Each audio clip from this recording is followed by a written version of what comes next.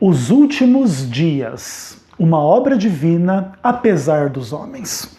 Bom, eu sou Ezequiel Gomes e convido você a meditar em Isaías capítulo 2. Gostaria de ler o capítulo todo com vocês, mas pelas questões de limitação do tempo de um vídeo como esse, isso não será possível. De qualquer forma, exorto que vocês leiam esse capítulo por inteiro, ou antes ou depois de verem esse vídeo, e eu destaquei algumas coisas para a gente meditar brevemente no dia de hoje. Então vamos lá, Isaías capítulo 2, eu destaquei os versos 2 a 5 inicialmente, e assim diz a palavra do Senhor. Nos últimos dias acontecerá que o monte da casa do Senhor será estabelecido no cimo dos montes, e se elevará sobre os outeiros, e para ele afluirão todos os povos. Irão muitas nações e dirão: vinde, subamos ao monte do Senhor e à casa do Deus de Jacó, para que ele nos ensine os seus caminhos, e para que nós andemos pelas suas veredas, porque de Sião sairá a lei, e a palavra do Senhor de Jerusalém. Ele julgará entre os povos e corrigirá muitas nações. Estas converterão suas espadas em relhas, e suas lanças em podadeiras. Uma nação não levantará a espada contra outra nação, nem aprenderão mais a guerra. Vinde, ó casa de Jacó, andemos na luz do Senhor. Bom, o texto fala de algo que iria acontecer nos últimos dias. E aqui já surge uma primeira questão. A que momento essa expressão se refere? Bom, comumente quando as pessoas ouvem falar dos últimos dias, elas pensam dos momentos imediatamente antecedentes à volta de Cristo, que porá fim a esta ordem de coisas do pecado, da maldade, da história do mundo tal qual ele é hoje, ou ela é hoje. Então, as pessoas pensam um pouco, né? Então, os últimos dias serão tipo assim, os 6 meses antes da volta de Jesus. Então, ali é os últimos dias, né?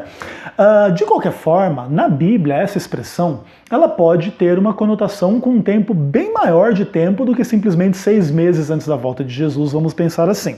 Por exemplo, quando Daniel tem a visão lá, o sonho que Nabucodonosor teve, ele falou assim: Nabucodonosor, Deus te mostrou o que há de ser nos últimos dias. E o que é essa visão dos últimos dias? É toda a história do mundo, desde o período de Nabucodonosor até a volta de Jesus e além, a ressurreição, etc. e tal.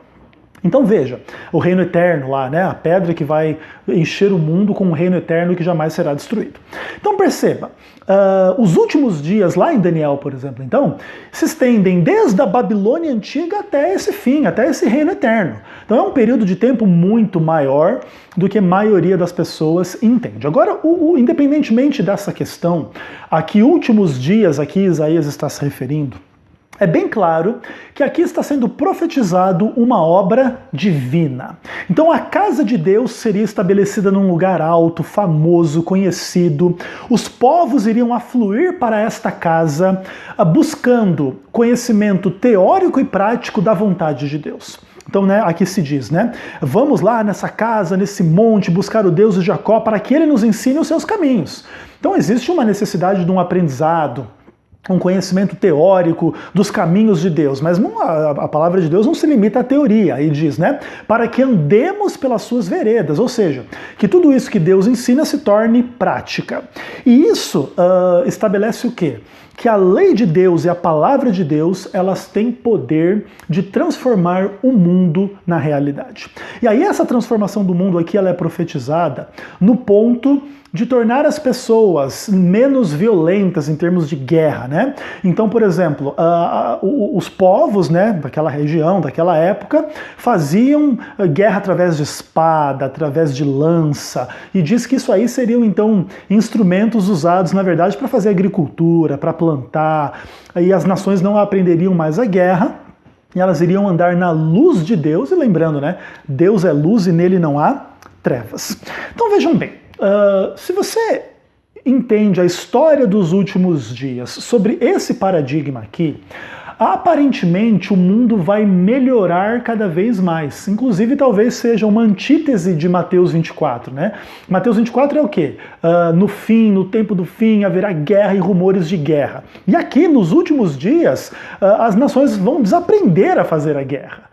Interessante, né? Essa aparente discrepância na visão dos últimos dias em Isaías 2 e lá em Mateus 24. Mas independentemente disso, o ponto é que aqui, aparentemente, a história ela vai crescer, evoluir, Deus vai ficar mais conhecido e Deus vai fazer a diferença na vida dos povos. Inclusive, em grande medida, algumas ideias milenialistas têm a ver com isso, né? Os 1000 anos do reinado de Cristo no mundo, especialmente numa visão dispensacionalista evangélica, tem um pouco a ver com esse tipo de coisa, né? O mundo vai melhorar e o reino de Deus vai se expandir e as nações viverão em paz e por 1000 anos, etc. e tal. Eu não creio na interpretação dispensacionalista desse tipo de ideia, né? Agora, de qualquer forma, é uma ideia interessante, tem aqui uma base bíblica em relação a esse ponto. Agora, aqui se diz que a casa de Deus seria estabelecida, Deus seria conhecido, a palavra e a lei de Deus iriam fluir de Jerusalém. E isso nos mostra algumas coisas interessantes.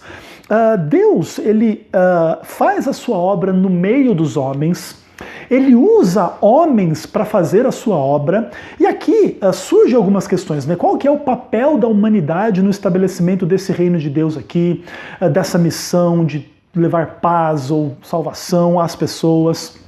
E a impressão que muitas pessoas têm é que o homem tem um papel digno, ativo, concreto em fazer tudo isso, em levar o reino de Deus ao mundo, né? Então essa é a tarefa do homem, né? Levar o reino de Deus ao mundo. E é interessante isso aqui, né? Como que isso se cumpre, por exemplo, em Pentecostes, né? Os povos, as nações ali reunidas para festejar as festas de Jerusalém, etc. e tal, e ali a mensagem da morte de Cristo, da ressurreição de Cristo, os atinge de forma milagrosa e poderosa, e eles vão levando essa mensagem para os 4 cantos da terra, né? Tem que ter um pouco dessa ideia de que a missão no Antigo Israel, ela é centrada em Jerusalém. E a missão no Novo Israel, no Novo Testamento, ela sai de Jerusalém para inundar o mundo inteiro, né? É bem interessante essa dinâmica de ir e vir de Jerusalém. De qualquer forma, isso aqui então, homens estão envolvidos nesse estabelecimento da casa de Deus, nessa pregação desses ideais de paz, de amor, de salvação e etc. E como é que fica então o papel do homem nessa situação aqui? E quando você vai ler o restante do capítulo 2, especialmente do verso 6 até o verso 22, você percebe que Deus ele não tem nada positivo para falar a respeito dos homens. Eu gostaria de ler o capítulo todo, mas eu não vou conseguir, mas eu separei aqui algumas questões. Então, por exemplo, o verso 6 diz, né? Tu, Senhor, desamparaste o teu povo, a casa de Jacó. Por quê? E ele começa a relatar, né? Que Deus, ele então desamparou o seu povo, e ele começa a dar razões por que ele fez isso. Aí ele fala de pessoas corruptas, agourentas, né, que falam mal, que juram mal, que querem o mal umas às outras, e que se associam às pessoas que não amam a Deus, aqui aos filisteus, no caso do verso 6. Então o povo de Israel, ao invés de pegar os seus privilégios e viver à altura deles, está o quê? Está vivendo em corrupção, em maldição, em associação ao mal. Ou seja, esses homens aqui de Jacó, que teriam o imenso privilégio de participar dessa obra maravilhosa, não estão vivendo à altura desta obra. Que mais? No verso 7 e 8, se fala que o reino de Israel está próspero e tem muitas riquezas, mas tanto quanto tem riquezas, está cheio de ídolos, de forma que as pessoas adoram a obra das suas próprias mãos. Elas estão muito mais absortas, elas estão muito mais valorizando aquilo que é humano, que vem de si mesmo, deles mesmos, né? Do que aquilo que é de Deus, a obra de Deus, a palavra de Deus, e etc. O verso 12 diz que os homens são os soberbos, eles são altivos e eles se exaltam, né? Então o homem aqui, especialmente num contexto que tem a ver também com religião, mas também tem a ver com política, também tem a ver com essa arrogância humana, né? Em relação à sua beleza, ao seu poder, à sua riqueza, à sua glória neste mundo. No verso 17, se diz que a humanidade é arrogante. Então, vejam bem, né? A obra de Deus é profetizada como algo que vai ser feito em meio aos homens, vai fazer a diferença no mundo. Mas isso não está construído sobre a base de que o homem é bom, de que o homem merece, de que o homem faz parte desta obra maravilhosa. Não, o homem ele é objeto desta obra. Deus quer transformar esse homem arrogante, maldoso, maligno, corrupto em alguém do reino de Deus, que ama, perdoa, é fiel, é feliz e etc. Então vejam, a obra de Deus, ela não pressupõe que os homens são dignos dela, mas ela vai avante apesar e a despeito dos homens.